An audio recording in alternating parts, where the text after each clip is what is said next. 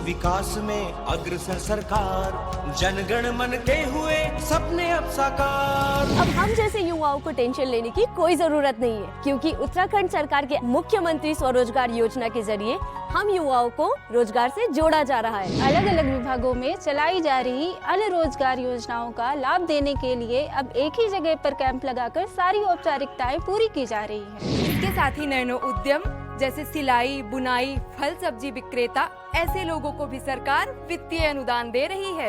धामी जी की सरकार ने कोरोना काल में प्रभावित हुई भर्ती प्रक्रियाओं में युवकों को बड़ी राहत देते हुए समूह ग और ख के पदों पर आयु सीमा में 1 वर्ष की छूट दी है। और यही नहीं, मार्च 2022 तक होने वाली भर्ती परीक्षाओं में लिया जाने वाला शुल्क भी धामी जी ने अब माफ कर दिया है। वीर चंद्र सिंह गढ़वाली पर्यटन स्वरोजगार योजना के तहत दी जाने वाली सब्सिडी को बढ़ाया जा रहा है। अब स्टार्टअप के लिए भी सरकार युवाओं को सहूलियत दे रही है। श्रीनगर, हल्द्वानी और देहरादून के मेडिकल कॉलेजों में 501 पदों को सृजित किया गया है और इसी के साथ ही राजकीय नर्सिंग कॉलेज बाजपुर में 70 पदों की स्वीकृति दे दी गई है। उत्तराखंड में लगभग 22 से 24,000 रिक्त पदों और बैकलॉग के साथ ही समस्त रिक्त पदों पर भर्ती प्रक्रिया शुरू हो चुकी है। अब मिलेगा हमें रोजगार का अधिकार। युवाओं के संग है हम, उत्तराखंड है हम। नमस्कार, उत्तराखंड की खबरों में आपका स्वागत है। मैं हूं आपके साथ आकाश सोनी और अब देखते हैं खबरें विस्तार से। साल के अंतिम दिन आज मुख्यमंत्री पुष्कर सिंह धामी की अध्यक्षता में सचिवालय में कैबिनेट की बैठक हुई। मुख्यमंत्री पुष्कर सिंह धामी की अध्यक्षता में हुई मंत्रिमंडल की बैठक में 26 प्रस्तावों पर मुहर लगी। शासकीय प्रवक्ता सुबोध उनियाल ने कैबिनेट बैठक की जानकारी दी। जो मनरेगा के कर्मचारी हड़ताल पे गए थे उनको हड़ताल पीरियड का जो पेरोल न देने का निर्णय था उसको वो छुट्टियों में एडजस्ट कर दिया जाएगा। उनकी हड़ताल अवधि को वेतन मिल जाएगा, उनकी छुट्टियों में एडजस्ट किया जाएगा। एक और महत्वपूर्ण निर्णय में जो बहुत लंबे समय से मांग थी योग प्रशिक्षक नियुक्त करने की, सरकार ने राज्य के सभी महाविद्यालयों में और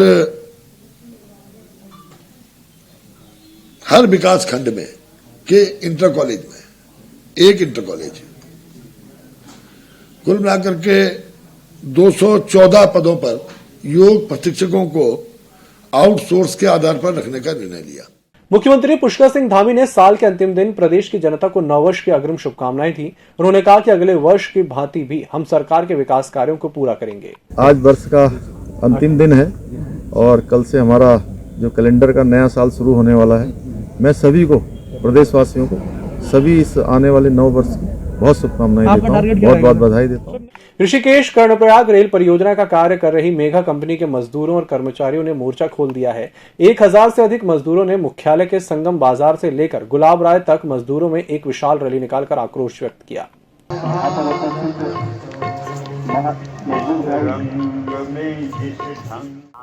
देखिए, मेगा कंपनी में बड़ी संख्या में मजदूर काम कर रहे हैं, लेकिन उनका वहाँ पर शोषण हो रहा है, जिसके विरोध में उत्तराखंड क्रांति दल भी इनके समर्थन में उतर गया है। और हमारा साफ कहना है कि जो मजदूरों की जायज़ मांग है, अगर वो चाहते हैं उनके काम के घंटे तय हो, उनको पे स्लिप दी जाए, इसके साथ ही साथ उनका बीमा किया जाए, उनको डस्ट अलाउंस दिया जाए, जो भी उनकी जायज़ मांगे हैं उसको कंपनी को मानना चाहिए। देखिए, ये कंपनी जो है मजदूरों की लड़ाई को कमज़ोर करने की गलतफहमी में है और इसीलिए उसने डराने धमकाने के लिए कि 5 आदमियों को निकाल देंगे तो मजदूर टूट जाएगा। लेकिन मजदूर टूटा नहीं, उसके बाद मजदूर और ज़्यादा संगठित हो गया है और वो जितने षड्यंत्र करेंगे, जैसे किसान आंदोलन में 1 साल तक सरकार अनेक षड्यंत्र करती रही, फेल हुई, आखिर में वो हुआ, ऐसे मजदूर भी इनके सारे षड्यंत्र फेल करेगा और मजदूर की जीत होगी। प्रधानमंत्री नरेंद्र मोदी के दौरे के बाद एक बार फिर उत्तराखंड में सियासत में गिरावट देखी जा रही है। वहीं कांग्रेस इसको सिर्फ शगुफा करार दे रही है। कल देर रात हरिद्वार पहुंचे यशपाल आर्य ने भी इसे चुनावी घोषणा बताया।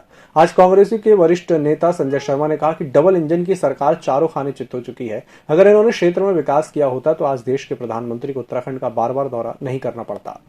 जब सरकार बनाने आए थे, डबल इंजन की सरकार की बात करके गए थे, लेकिन पूरे 5 साल में सिर्फ मुख्यमंत्री बदलने के अलावा उन्होंने कोई काम नहीं किया।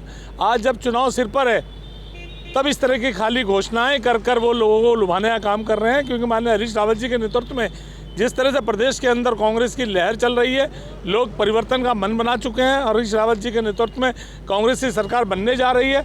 उन सब चीज़ों से घबराकर ये मोदी सरकार और हमारे जो प्रदेश के मुख्यमंत्री सिर्फ घोषणाएं कर रहे हैं। भाजपा के अंदर भाजपा बनाम कांग्रेस पृष्ठभूमि वाले भाजपाइयों के बीच खींचतान लंबे समय से दिखाई दे रही है। पिछली विधानसभा चुनाव में कांग्रेस छोड़कर भाजपा में शामिल होने वाले कांग्रेसी विधायकों में से ज्यादातर विधायक इस वक्त भाजपा कोटे से हैं। 2022 विधानसभा चुनाव नजदीक है, ऐसे में टिकट बंटवारे को लेकर अंदरूनी लड़ाई अब सड़क पर दिखाई दे रही है। भाजपा प्रदेश कार्यालय में आज रायपुर विधानसभा क्षेत्र के भाजपा पदाधिकारी कार्यकर्ता धरने पर बैठ गए।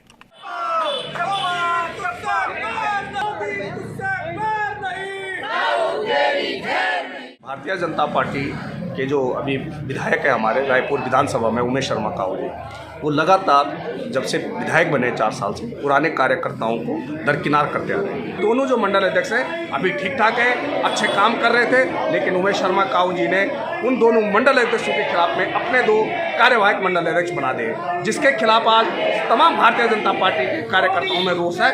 और ये तो एक अभी हमारे कुछ चुनिंदे कार्यकर्ता और पदाधिकारी है, अगर प्रदेश संगठन होश में नहीं आओ तो कल से एक बहुत बड़ा जन समूह यहाँ प्रदेश कार्यालय में धरने पर। इस बुलेटिन में फिलहाल इतना ही। इसी के साथ मुझे दीजिए इजाजत। नमस्कार। EMS टीवी के YouTube चैनल को सब्सक्राइब करें और बेल आइकन दबाएं, साथ ही EMS न्यूज ऐप डाउनलोड करें।